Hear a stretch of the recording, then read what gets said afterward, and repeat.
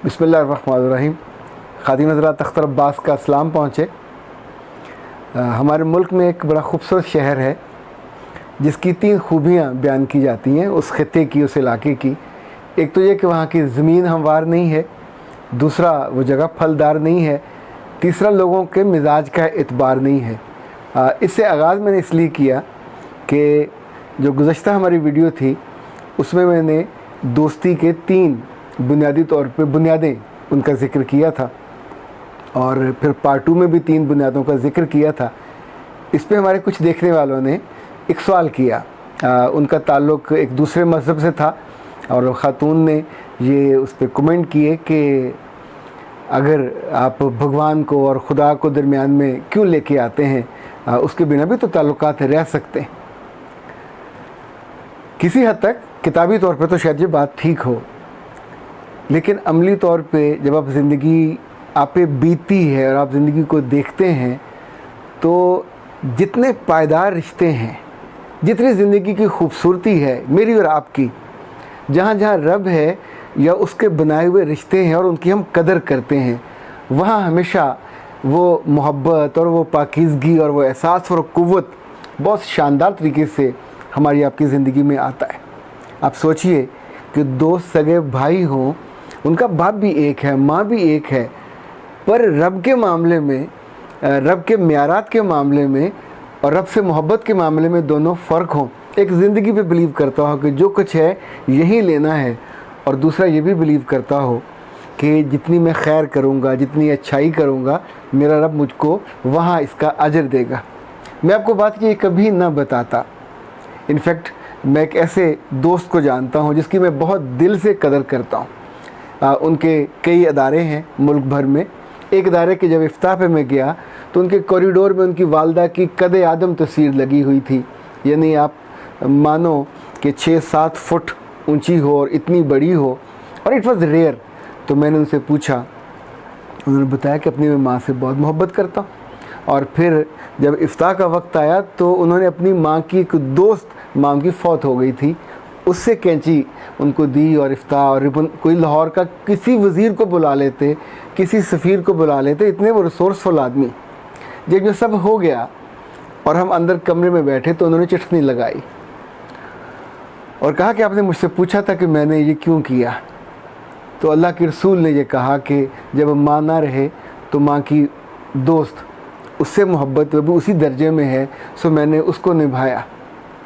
फिर अचानक उन्होंने कहा कि क्या आप सोच सकते हैं ज़िंदगी में एक ही माँ के 2 जाए, अगर उनकी ज़िंदगी के वैल्यूज़ फ़र्क हों, अगर उनके अंदर खुदा पे एतबार का फ़र्क हो तो कितनी ज़िंदगी फ़र्क हो जाती है।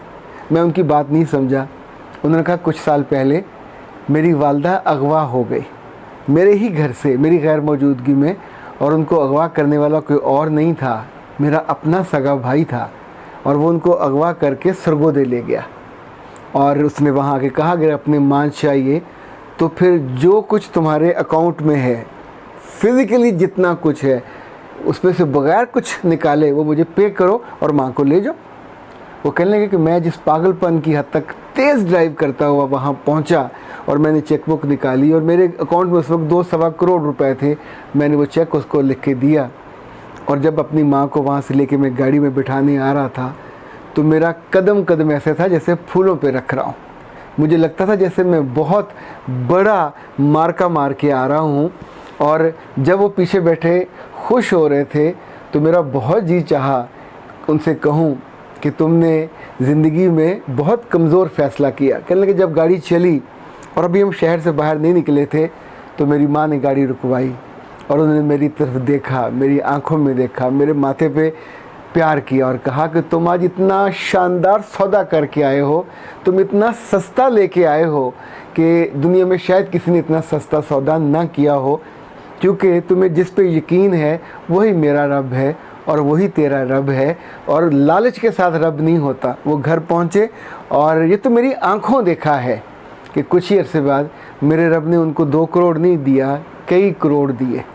ये जो सगे भाइयों के बीच में रब निकल जाए तो उनकी ज़िंदगी का लालच उनकी ज़िंदगी का हुस्न, उनकी ज़िंदगी की मजबूती और ख़ूबसूरती किस कदर बदसूरती में बदल सकती है। आप सोचें, आम दोस्तों में, कुलीग्स में अगर मुश्तरक ना हो, अगर कॉमन ना हो, तो ये कभी नहीं हो पाता। आप शराब पी रहे हो, दूसरा ना पी रहा हो, आप नमाज़ पढ़ने जा रहा हो, दूसरा ठट कर रहा हो, इस पे तो बड़े बड़े फसादात होते थे। अभी तो फिर ज़िंदगी ऐसी बदली है कि हमारे अंदर कुछ ना कुछ फिर भी रवादारी आती जा रही है। वरना मैंने तो बड़े घर ऐसे टूटते देखे हैं जहाँ दो मज़हब के लोग मिले, उनकी शादी हुई और फिर किसी एक बात पे उनका रिश्ता टूट गया। लाइक एक घर का तो मैं अच्छी तरह जानता हूँ कि वो बच्चे की पैदाइश पे मियाँ बीवी दोनों बहुत खुश थे, जश्न वाली कैफियत थी। हर दोस्त के घर उन्होंने तोहफ़ा भिजवाया और सिर्फ बच्चे के ख़तने के मौके पे एक ने कहा कि अल्लाह का हुक्म है और दूसरे ने कहा कि नहीं, तुम मेरे बच्चे के साथ जुल्म करोगी, तुम कैसे ये कर सकते हो और मैं तो तुम्हें नहीं करने दूंगा। यानी आप सोचिए कि एक छोटा सा हुक्म, उसकी तामील करते हुए ज़िंदगी इकट्ठी नहीं गुजर सकती। तो जहाँ कदम कदम पे आपका रब कोई और हो, दूसरे का रब कोई और हो, वहाँ ज़िंदगी आसान नहीं रहती। इसीलिए मैंने बहुत सोच समझ के ये बात कही थी कि हम एक जैसा खाना अगर कॉमन ना हो तो हमारी खाने पीने की दोस्ती नहीं चल पाती। हम दफ्तरों में इतने सारे लोग होते हैं, मिजाज कॉमन ना हो तो दोस्ती नहीं चल पाती। मैं ऐसे दो बहुत मारूफ लोगों को जानता हूँ जिनका एक का फ़िक़्ह और था और उसकी बीवी का फ़िक़्ह यानी कह रहे हैं दूसरा मुख्तलिफ था, और दोनों इस बात पे झगड़ते थे कि उनके बच्चे किस फ़िक़्ह पे जाएंगे।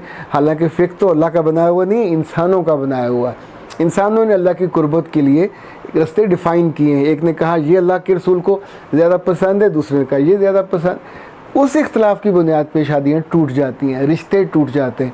चलें, दूर ना जाइए। अभी तो हालात ये हैं कि जो पीटीआई से मोहब्बत करते हैं वो मुस्लिम लीग वालों से नाराज़ है, नून वाले जो हैं वो उनसे नाराज़ हैं, एक तीसरी पार्टी वो बेवजह ही उनसे नाराज़ रहती है।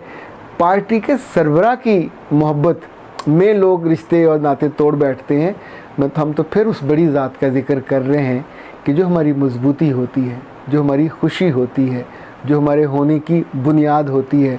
हम तो रात के अंधेरे में, दिन की उजाले में और शाम के उस मौसम में कि जब हल्की सी धूप होती है और हल्की सी तपश भी होती है और साथ साथ शाम उतर रही होती है, उन मौसमों के चाहने वाले, उन मौसमों में ज़िंदा रहने वाले लोग हैं।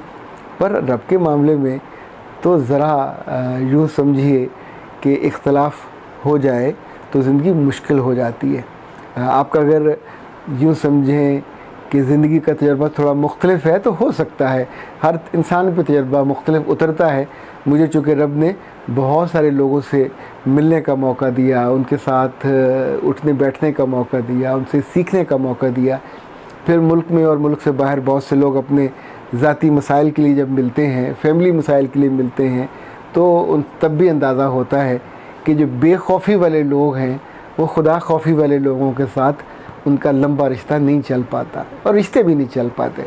अब मेरा रब आपसे राज़ी रहे, आपकी ज़िंदगी में हमेशा वो लोग आएँ जिनकी और आपकी कदरें मुश्तरक हों। इसमें लड़ने वाली बात मैं नहीं कर रहा, ये तो मैं एक मोहब्बत वाला आपको यूँ समझें कि जिसको टूल कहते हैं वो दे रहा हूँ।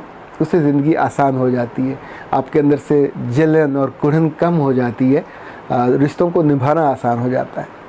खुश रहिए और खुशी को बांटते रहिए, आसूदा रहिए और लोगों की ज़िंदगी में भी आसूदगी का बायस बनिए। अख्तर अब्बास को इजाज़त दीजिए। अस्सलाम वालेकुम।